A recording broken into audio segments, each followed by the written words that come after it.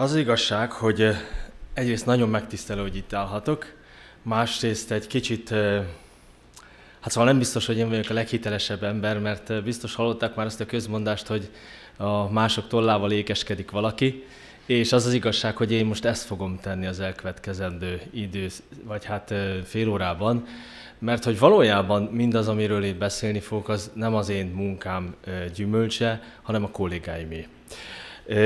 Hogy ez miért is mondom ezt, az majd a későbbiekben sokkal inkább rá fogok világítani.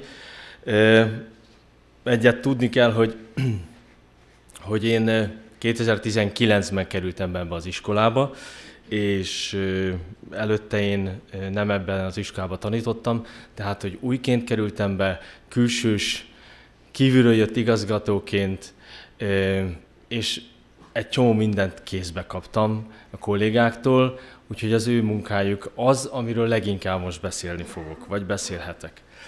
Mit kell tudni az iskolánkról?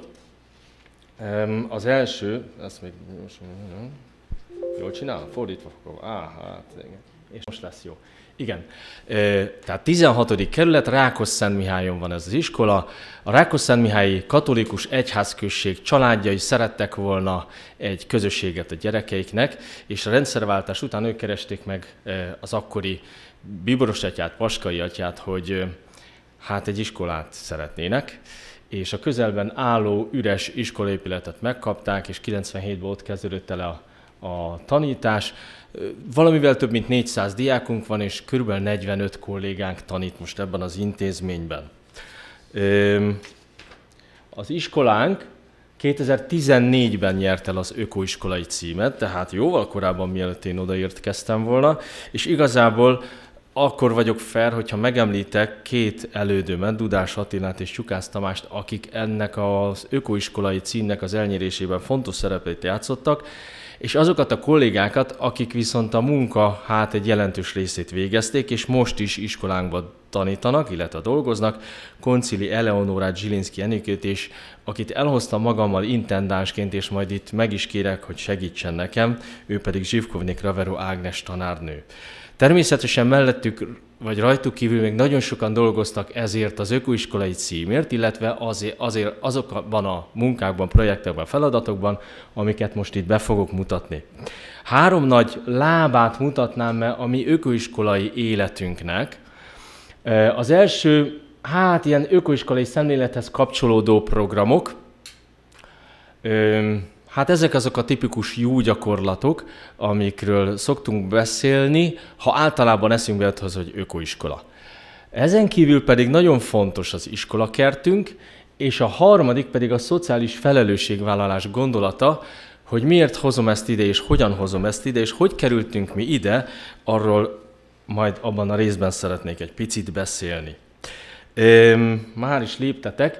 És az ökoiskolai jó gyakorlatunkkal kapcsolatban itt a főcím adó kis képen egy olyan társasjátékot látunk, ami a Hulladékból társasjáték címet viseli, ugyanis a fenntarthatósági témahetünkben 2022-ben meghirdettünk egy ilyet, hogy hulladékból hulladékból. Azokból a dolgokból, ami már kukába kerülne, mert már nem fontos, és igazából kidobásra vár, azokból készítsünk társasjátékot, és az itt elkészült társasjátékokból társasjátékokat felhasználva, tavasszal, amikor nekünk van az úgynevezett Néri hetünk, Néri Szent Fülöp emléknapja, május 24-én van, ha jól tudom, és ehhez kapcsolódóan mindig van egy ilyen Néri hetünk, és Néri nap alkalmával pedig mindenféle vidám dologra hívjuk meg a diákokat, és a társasjátékházban például ezeket is felhasználtuk. Ezt elügyetlenkedtem, kérhetek segítséget? Jól elnyomtam, de lehet, hogy csak kikapcsoltam. Oké, sikerült. Évek óta részt veszünk a Sulizsák programba. Ennek az a lényege, hogy használt, de jó állapotú ruhákat gyűjtünk, és a szülők nagyon lelkesen hozzák a diákjaikkal együtt, és minden évben tavasz-ősszel, éppen most nem olyan régen vitték el a teherautónyi használt ruhát, és az ezért kapott összeg meg megy az alapítványba. Úgyhogy hát ez egyébként szintén egy ilyen természetvédelmi projekt, a Göncöly a Földért címet viseli, és a sulizsák.hu honlapon bárki megtalálja és kapcsolódhat hozzá. Egyébként Eszes Tünde kolléganő, aki ezt a projektet nálunk kezeli, úgyhogy évek óta az ő szorgos munkájának köszönhető ez a projektünk. A következő, amit szeretnék, a szelektív hulladékgyűjtés egy olyan téma, ami sok gondot okoz nekünk, és ezért rendszeresen kell velük foglalkoznunk. Például 2021-ben már odaig jutottunk a műanyag dobozok problémája miatt, hogy hát ilyen különböző plakátversenyeket írtunk ki. Hát egyrészt a gyerekeknek azt kellett megfogalmazni, hogy mitől vagyunk mi ökoiskola, és akkor ebből csináltunk egy plakátversenyt, és hát azért, hogy hát a pavlovi reflexeket is életben tartsuk, hát csokival jutalmaztuk a plakátversenyen résztvevő diákjainkat, illetve osztályainkat és a győzteseket, és rögtön a csoki papírokkal pedig akkor gyakorolhatták is a szelektív hulladékgyűjtés megfelelő módját, hogy hova rakjuk a papírt, meg hova nem.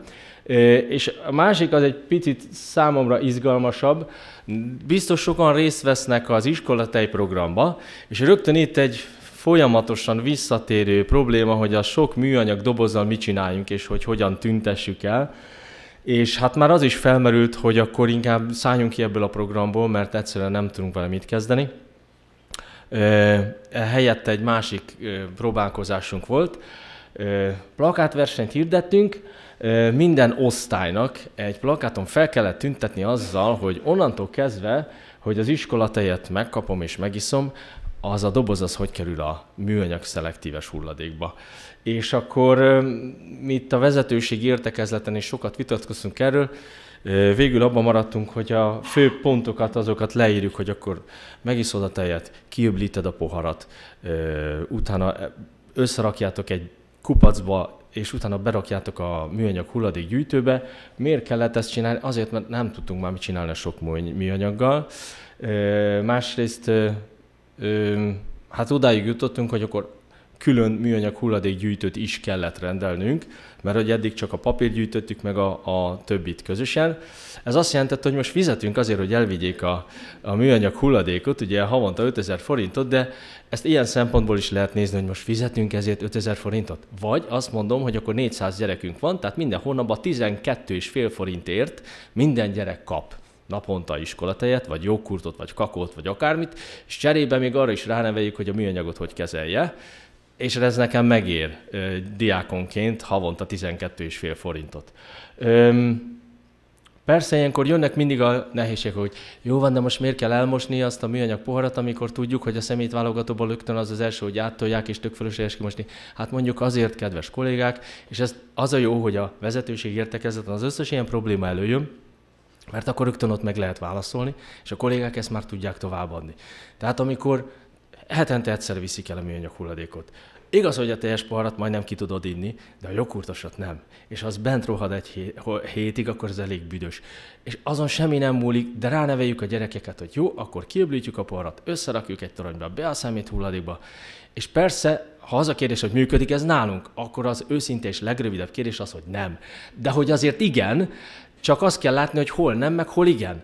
Tehát, hogy biztos, hogy a 7.-8-osoknál ez sokkal nehezebb elérni. De ha elkezdjük ezt elsőbe, másodikba, és még harmadikba is, akik még elhiszik, hogy ezt így kell csinálni, akkor 5.-6-ra már így fogják csinálni. Legalábbis nekem ez az álmom. Ezt most második éve csináljuk ezt a projektet, reméljük, hogy be fog jönni, vagy legalábbis én nagyon bízom benne. Az energiatakarékossági plakát, ezt 2021-ben loptuk ezt az ötletet, tehát úgy adom tovább. Minden hónapban feljegyeztük az áram, a gáz és a víz fogyasztásunkat, és ez alapján, hát persze abban a formában nem egészen pontosan precíz a táblázat, hogy hogyan és mennyire, de nagyjából kiszámoltuk, hogy akkor 1 kWh, meg 1 köbméter gáz, meg 1 köbméter víz, az nagyjából mennyit jelent az iskolának, és akkor minden hónapban vagy az A, vagy a B osztálynak, ugye azt mondja, hogy 5., 6., 7., 8., így kellett a plakátokat mindig kitölteni, vagy az A, vagy a B osztálynak feladata volt, hogy kiszámolja, hogy az iskolának mennyibe került a havi gáz, vagy villany, vagy áramfogyasztása, és az egy főre egy diákra mit jelentett. És igazából, hogy ez a plakát, ez nekem 1 évvel később segít nagyon sokat, mert akkor jött az energiaválság, és akkor én rögtön össze tudtam hasonlítani az 1 évvel ezelőtti adatokat, hogy most hogy is állunk. Úgyhogy ez véletlen volt, hogy így alakult, de nekem nagyon sokat segített, és nagyon jól jött. És ez a plakát, ez kint volt az ebédlőnknek a bejáratánál, tehát minden nap a gyerekek ezelőtt mentek el, minden nap ezt látták, és hát bízom benne, hogy valamilyen módon így egy kicsit, ilyen mindig bele kellett ütközniük, tehát talán egy kicsit jobban oda tudtak erre a dologra figyelni. Aztán, amit szoktunk mi csinálni, a fenntarthatósági témahéten szintén plakát, illetve kiállítást szervezünk, és most már ez annyira megtetszett nekünk tavaly, hogy idén is ezt hirdettük meg, hogy előveszünk egy ilyen nagy listát, egyébként megtalálható ez az interneten, hogy van ilyen, hogy az év élőlényei, illetve év természeti kincsei, és akkor van ilyen, hogy évemlőse, madara, rovara, kétéltűje, hala, gombája, vadvirága, fája, gyógynövénye, sőt olyan is, hogy ásványa, és olyan is, hogy ősmaradványa, és kiosztjuk minden osztálynak, és minden osztály készít egy plakátot valamiről, és ebből csinálunk egy nagy kiállítást. Ráadásul van egy kiváló kollégánk, a Mezei Csilla néni, aki kézműveskedik, és gyakran a gyerekekkel nem csak plakát formájában, hanem segíts nekem, nemezelés formájában is elkészíti.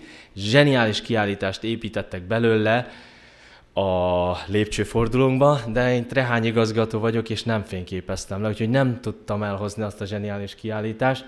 Úgyhogy a régi plakátokból szedtem elő egyet, hát mondjuk a biológia tanár volt a 4. A osztályfőnöke, úgyhogy az őskövület az éppen az óriás szarvas volt, viszont megcsinálták 1:1 a lépcsőfordulóban a hatalmas agancsát papírból. Hát az zseniális volt, és hát ugye gyerekek minden nap ott mentek el előtte, tehát ezt nem lehetett nem észrevenni.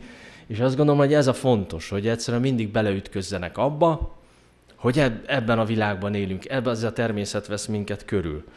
És amíg dolgozni is kell rajta, hogy egy gyönyörű, mondjuk éppen 2022-ben egy fecskefarkú pillangót létrehozzunk, vagy a 8-osok a borostyánutat vagy készítettek plakátot is, hogy hol vezetett a borostyánút, hogyan jön létre a borostyán, és ilyesmi. Tehát, hogy ezzel kelljen foglalkozniuk, és akkor jön a kérdés, oké, és akkor még 1000 órájuk van, és akkor mikor foglalkoznak ezzel? Hát én voltam olyan gonosz igazgató, hogy kiadtam, hogy osztályfőnök órán ez a feladat ebben a hónapban, úgyhogy megcsináljátok szépen ügyesen, és akkor utána ebből lesz a plakát kiállítás. Tehát, hogy próbáljuk meg ezt, vagy próbáljuk mi ezt így intézni ezeket a dolgokat. Oké. Ami még érzékenyítés, süni simogatás, amiről már volt itt szó máshol is. Süni, ez nálunk ősszel volt. Vannak olyan hölgyek, urak a világban, akik azzal foglalkoznak, hogy állatokkal bemutatót tartanak jobbra-balra, és hát ez a hölgy, aki hozzánk a sünit hozta, és ugye mindenki jól megsimogathatta, beszélt a sünik életéről, hogy élnek a vadonba, mivel táplálkoznak. Most már én például azt is tudom, így közel 50 évesen, hogy fogat is mosnak, mindezt bagarakkal csinálják. Tehát, hogy ez a hölgy majd tavasszal is fog hozzánk jönni, akkor pedig majd egy dolmányos varjút fog hozni, éppen a Néri hét alkalmával. Úgyhogy így próbáljuk hozzájuk közelhozni az állatvilágot, illetve szintén ajánlom jó szívvel a pályaorientációs napot felhasználni ilyen témákra.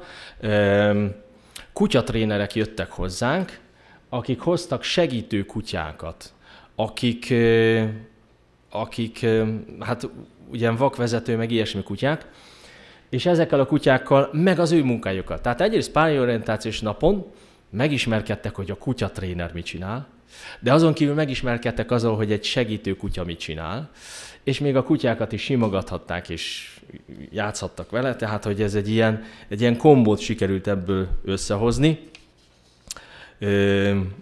És bevallom őszintén, hogy ez is megint olyan, hogy A kollégák találják ki az egészet, ők intézik az egészet, és én meg villogok vele itt egy előadáson, pedig nekem semmi közöm az egészhez, de hát ez az igazság.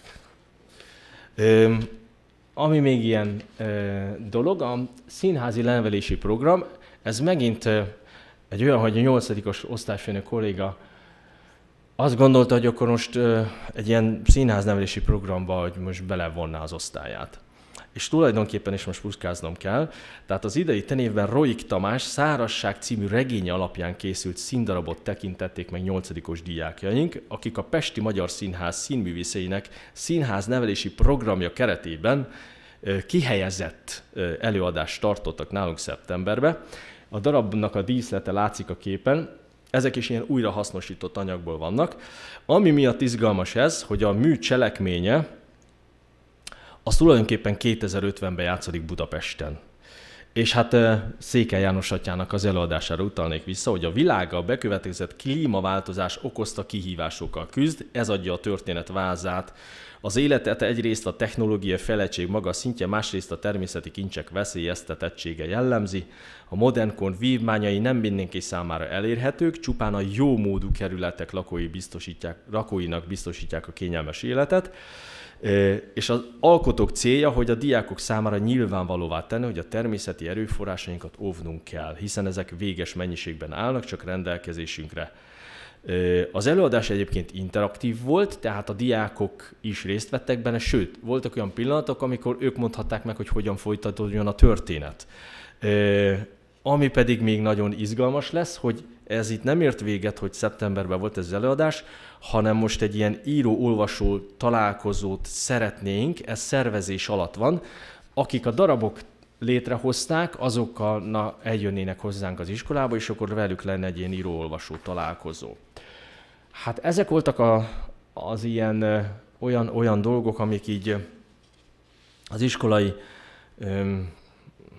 mindennapjainkban ilyen apróságokat feleleveníteni, és a következő, az iskolánk színfoltja az iskolakertünk. Ez egy gyógynövény és fűszerkert, amely Zsivkovné Kravero Ágnes tanárnőnek köszönheti a létrejöttét.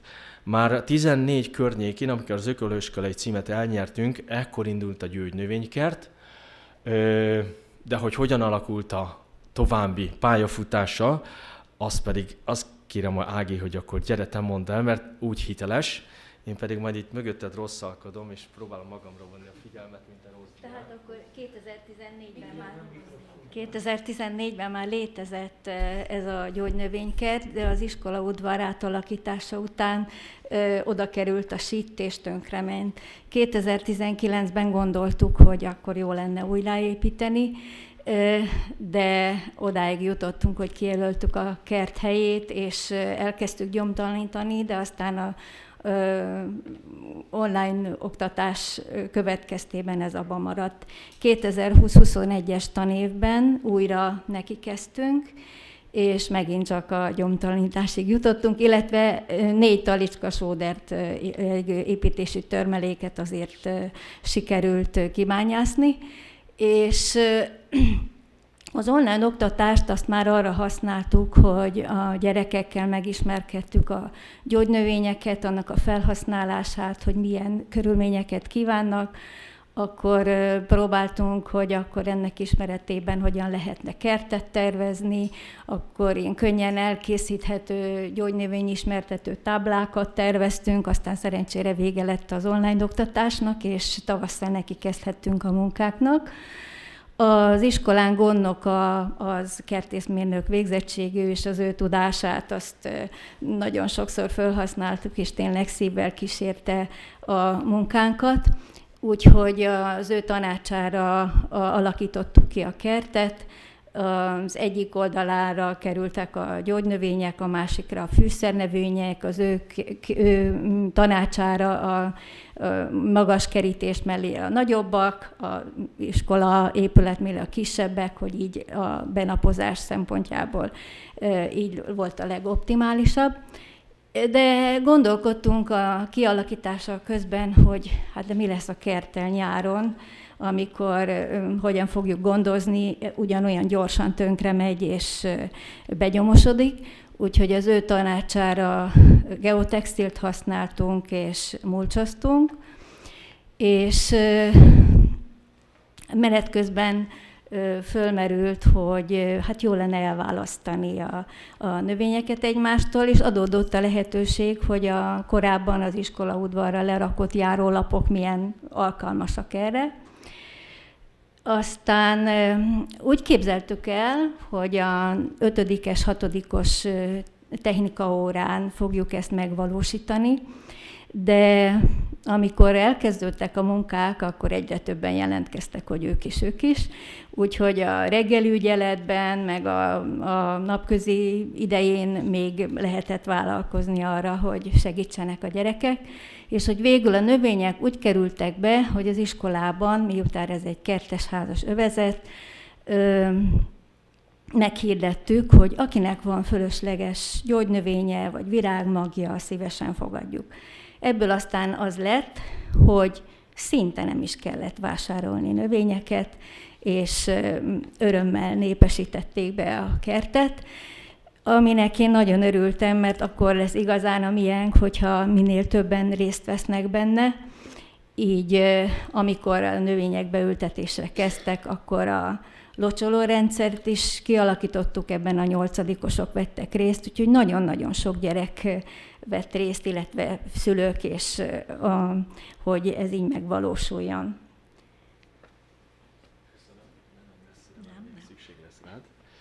A következő kép az a második és az első és a tetőtér, vagyis a második emeleti lépcsőházunk fordulójában látható. Ősszel, amikor betakarítjuk a termést, akkor itt szárítjuk. Ez egyébként egy tavalyi kép, de ha valaki most éppen nálunk jár, akkor még az utolsó ilyen kis terméseket látják. És ami megint zseniális ötlet kollégáimtól, hogy oké, hogy termelünk ilyeneket, de utána tavasszal a Néri napon csinálunk teaházat, és ott az általunk megtermelt gyümölcs teákból, mindenféle gyógyteákból pedig teaházat készítenek, és akkor ott isszuk a levendula teát, meg a cickafar teát, meg a citromfű teát, meg a mindenfélét. Úgyhogy meg is kóstolják mindazt, amit termeltek a kedves kis diákjaink. És akkor egy következő az utolsó nagy gondolatsorhoz jutottunk. Itt egy bevezetésként pedig el kell árulnunk, hogy onnan megyek, hogy 2019-ben oda kerültem ebbe az iskolába.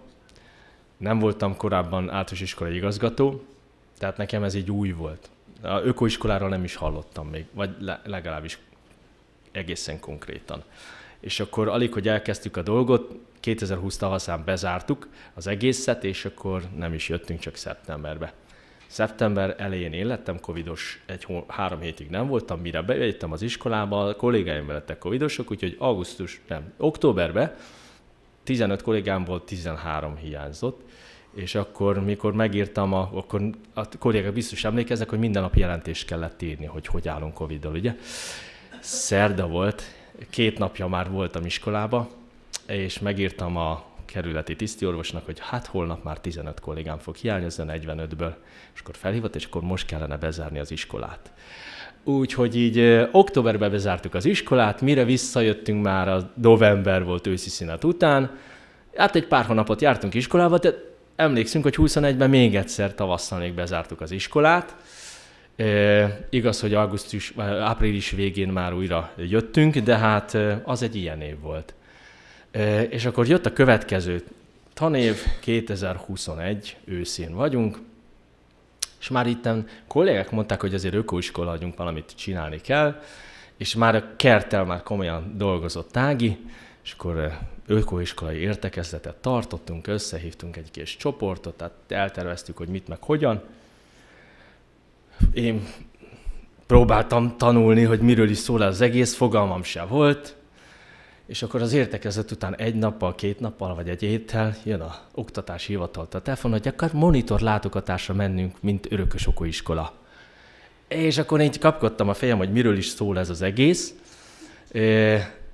És arról szól, hogy nem én csinálom, hanem a kollégáim dolgoznak, és mondták, hogy ez van, meg az van, meg az van, meg amaz van, és nekem csak össze kellett gyűjteni ezt az egészet, és volt egy online monitorlátogatás, ahol hasonlóan, mint most itt, az én kollégáimnak a szép munkájával igyekeztem villogni, és ennek az lett az eredménye, hogy 2 héttel később mondták, hogy akkor az oktatási hivatal szervez egy ilyen ökoiskoláknak egy ilyen, nem tudom, online konferenciát, és akkor mutassuk be jó gyakorlatainkat, és ők arra gondoltak, hogy a szociális felelősségvállalásról tartsuk ezt a jó gyakorlatot. És fogalmam se volt, hogy miért, aztán azt is kell látni, hogy ők szépen elolvasták a beszámolóinkat, az éves beszámolóinkat, meg mindent, és látták benne, hogy miket csinálunk, ami nem az, amit eddig láttak, kedves kollégák, hanem valami más. És azt is megmondták, hogy az legyen a címe, hogy tehát ez az, amire rávilágított ez a beszélgetés, egyébként nagyon kedves volt a hölgy, akivel így egyeztettünk, meg beszélgettünk, és így rávilágított ez a személyes beszélgetés pontján, hogy az a szegmens, ami őket érdekli, hogy a szociális érzékenység, illetve a szociális felelősségvállalás, és most puskázunk, amelynek azt a címet adták, hogy globális és helyi felelősségvállalás szempontjából kapcsolódik nekünk ez a fenntarthatósághoz. Bocsánat, most globális és helyi felelősségvállalás, ez volt a cím az előadásunknak, amit kellett tartani. És akkor én elkezdtem gondolkodni azon, hogy akkor most miről is kellene itt beszélni, és hogy miről is van szó, mert hogy ők amire kíváncsiak voltak, azra én azt gondoltam, hogy ez nem is ökoiskolai dolog.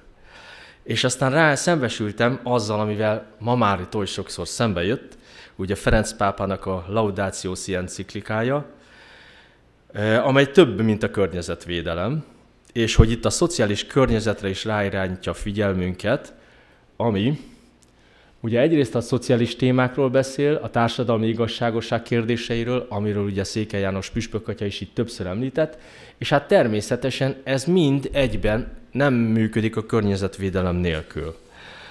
És hát a katolikus egyháznak ebben az enciklikájában is megjelenő tanítás, ugye a környezetvédelemet belehelyezi a teremtésvédelembe. Igazából őszinte legyek, nekem ez akkor tudatosodott ez az egész. És hogy a teremtett világ, vagy a teremtésvédelem, ugye a teremtett világról, a bolygónkról és a környezetünk védelme mellett ugye az emberi életvédelméről is szól. És hogy ez meg szinte magával rántja ugye a szociális és társadalmi kérdéseket. Gondolkodtam tovább, és ez az emberke segített nekem. Az enciklikában központi szerepet kapó szociális érzékenység szorosan kapcsolódik az ökológiai lábnyomunkhoz, és ez a bizonyos Bartolomeosz konstantinápolyi pátriárka szavait fogom most idézni.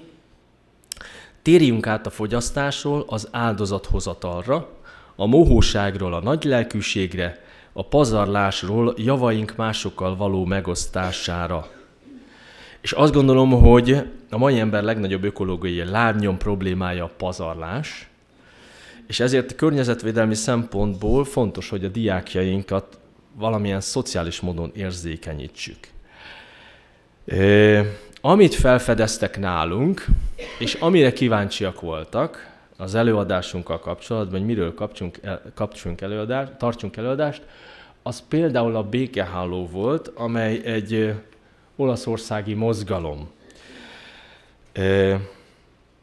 91-ben a délszláv háború idején született meg ez a mozgalom, amikor olasz diákok gyűjtést rendeztek a szomszédos konfliktust elszenvedő társaik számára, és ebből született meg az olasz oktatási minisztérium által is hivatalosan elfogadott nevelési program.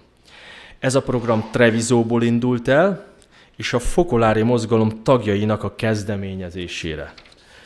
Úgyhogy akkor úgy illik, hogy egy picit beszéljünk, hogy mi is ez a fokolári mozgalom, bár biztos nagyon sokan tudják, hogy ez egy katolikus megújulási mozgalom. A fokolári mozgalom 1943-ban jött létre Olaszországban, méghozzá Trento városában. Chiara Lubich 23 éves korában A második világháborús bombázások idején benne született meg ez az elköteleződés. Feladatuknak tekintették, hogy barátnőivel együtt a város rászorulóit segítsék. Kórházakban dolgoztak, betegeket látogattak, gyakran vendégül láttak szegényeket. A háború után ez a gyakorlati tevékenység egy kicsit a lelkiségi irányban mozdult el, az került előtérben, és ebből született meg egy lelkiségi és társadalmi megújulási mozgalom is. A legfontosabb mondatuk, ugye ott olvasható, legyetek mindnyájan egy, és ma már a világ minden táján jelen vannak, 400 000 tagot számlálnak, és 4 millió szimpatizánst vonzanak magukhoz. Annyit szeretnék meg elmondani a hölgyhöz, hogy óriási szerepe van az ökumenizmus irányában, a katolikus egyház szinte, mondhatjuk egy ilyen ökumenikus nagykövete volt, a muszlimoktól kezdve a hindukig mindenhol jelen volt. És hát a békeháló mozgalom azért is így csempészte be magát az iskolánkba, mert Ági is ennek a mozgalomnak tagja, és tulajdonképpen rajta keresztül jelent meg az iskolába, de hogy hogyan is, arról megint az a hitelesebb, ha ő beszél. Hát, mi a békeháló? Általános iskolák és középiskolák, intézmények, egyesületek nemzetközi hálója, mely abban akar együttműködni, hogy a béke kultúráját valósítsák meg, és ez megjelenjen a nevelési programban, nem csak elméletben, hanem gyakorlatban. 4 pillére van a béke gyakorlata, hogy tartsuk magunk között a békét, és a környezetünkben éljünk békével. Hálónak lenni azt jelenti, hogy építsünk kapcsolatokat más iskolákkal, intézményekkel, akiket megismertetünk ezzel a programmal, és velük együtt dolgozunk. Befogadni az azt jelenti, hogy a tőlünk különbözőeket fogadjuk be, tehát a más kultúrájú, más vallású, más nemzetiségű, tehát a tőlünk más embereket. És az adás kultúrája, ami azt jelenti, hogy a jótékonysági vásárt, vagy hangversenyt, vagy valamilyen előadást szervezve, ha valamilyen összeghez jutunk, azt továbbadva segítsünk másokon. Az iskolán 2008-ban ismerte meg ezt a békeháló programot, és megpróbáltunk ennek a 4 pillérnek a nyomán munkát végezni.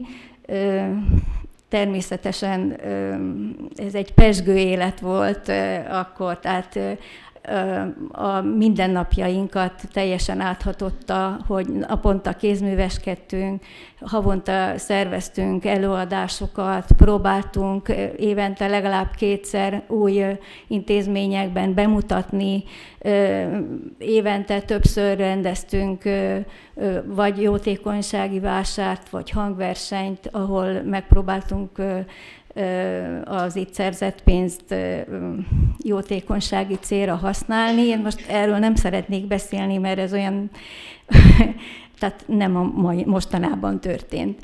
Az a tény, hogy több iskolával volt kapcsolatunk, a Valkói Móra Ferenc iskolával, Szegedi Radnóti gimnáziummal 6 éven keresztül, a Kosztolányi gimnáziummal, tehát sok-sok intézménnyel volt kapcsolatunk, és azt gondolom, hogy mindig az ott egy elkötelezett tanár volt az, aki vállalta ezt az életmódot, és így lehetett velük együtt dolgozni.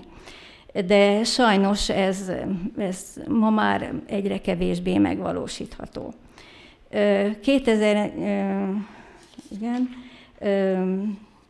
2013-ban Ferenc pápának egy gondolata érintett meg. Nem segít, ha egy gömb közepén vagyunk, a megértéshez el kell hagynunk a helyünket, a valóságot többféle látószögből is meg kell vizsgálnunk. Tapasztalatból kell megismernünk a valóságot, és rá kell szánnunk az időt, hogy kimenjünk a peremterületekre. És ekkor fogalmazódott meg bennem, hogy szeretnénk megtalálni a perifériára szorult, főleg roma közösségekkel kapcsolatot, és 2014-ben találtam rá az Ózdi II. János Pál katolikus iskolára, Itt több mint 300 fő tanul, 80%-ban roma gyerekek.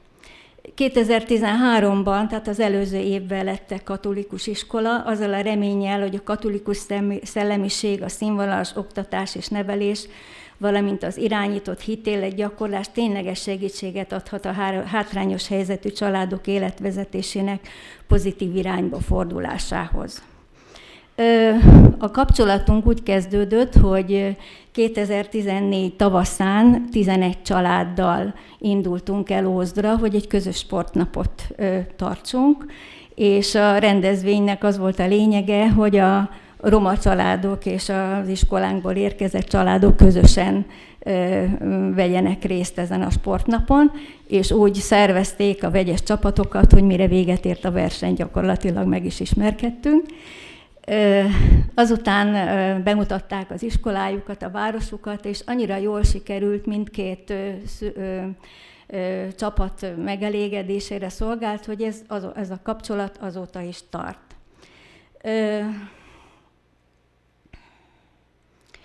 Úgyhogy amikor például megtudtuk, hogy az ózdi gyerekek Budapestre jönnek cirkuszlátogatásba, akkor meghívtuk őket az iskolánkba, egy ismerkedési délelőttöt szerveztünk, meghívtuk őket ebédre, bemutattuk az épületet, és amikor elbúcsúztak, akkor megtöltöttük a buszt a mindenféle adománnyal, játékokat, ruhákat, tartós élelmiszert gyűjtöttünk.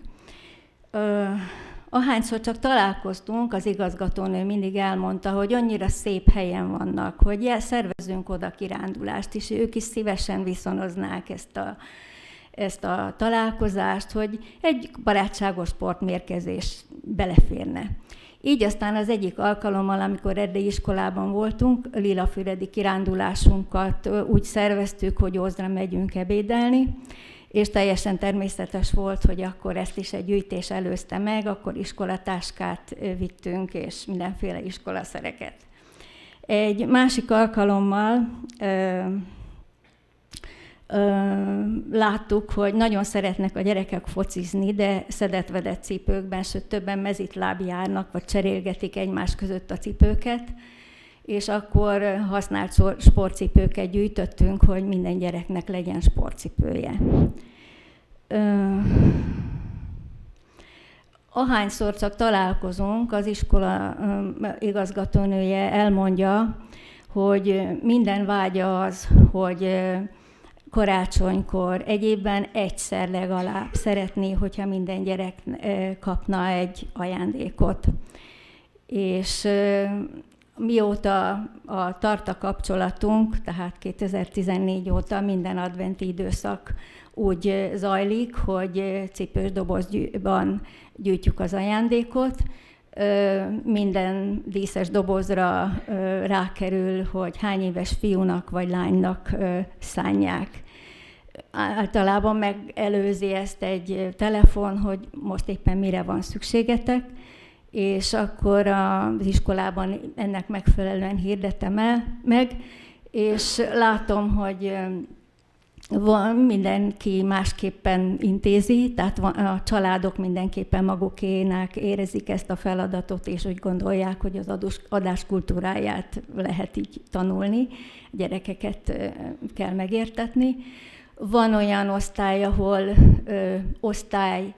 másik osztálynak készít, tavaly a harmadikosoknak küldtek ajándékot. Van, ahol az osztályfőnök úgy intézi, hogy mindenki hoz valamit, és akkor abban rendezik be a cipős dobozt, tehát ez mindenkinek a kreativitására van bízva. És tulajdonképpen még a Covid idején sem szűnt meg ez az ajándékozás, és tényleg amikor látjuk, hogy mekkora örömmel fogadják, és hogy minden alkalommal kapunk köszönőlevelet, meg fényképeket róla, hogy ez milyen sokat jelent számunkra. Igen, azért a Covid okozott néhány nehézséget. Például olyan is volt éppen, ez már nem is Covid, de tavaly télen, például karácsony előtt nem tudtuk elvinni a dobozokat, mert éppen ott mondta az helyi iskolaigazgató, hogy most valamilyen járványhelyzet van, nem menjünk. Úgyhogy januárba vittük, én akkor jártam először ott, hatalmas élmény volt, egy Ágival ketten lementünk és levittük ezt a sok dobozt, és akkor ott még gyerekekkel is találkoztunk személyesen. Nekem adott sokat ez az alkalom, úgyhogy be kell, hogy valljam. Még egy hasonló ilyen szociális projekt fut iskolánkba, ez pedig a pakisztáni diákok támogatása. Te mondod? Te csinálod.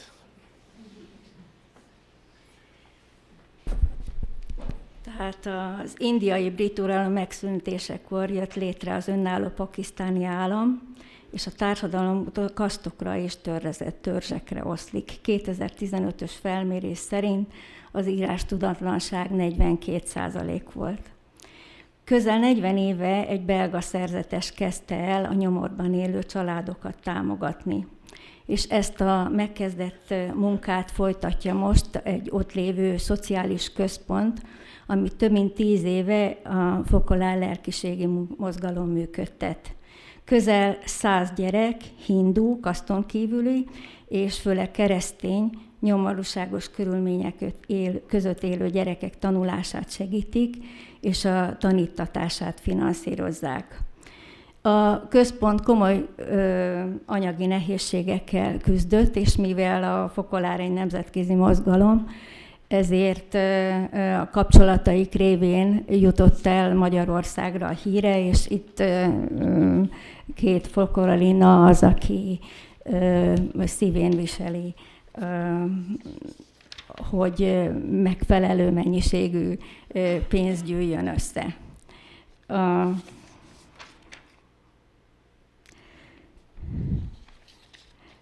Iskolákat, plébániákat látogatnak, és megpróbálják felvázolni ezt a helyzetet, hogy pénzt gyűjtsenek. Az egyik ilyen iskola igazgatója mondta, hogy hát ide 600 gyerek jár. Ha minden gyerek csak hozna 100 forintot, akkor meg lenne oldva egy-egy gyereknek a tanítatása. És ilyen módon úgy is nevezik ezt a gyűjtést, hogy 100 forintos akció.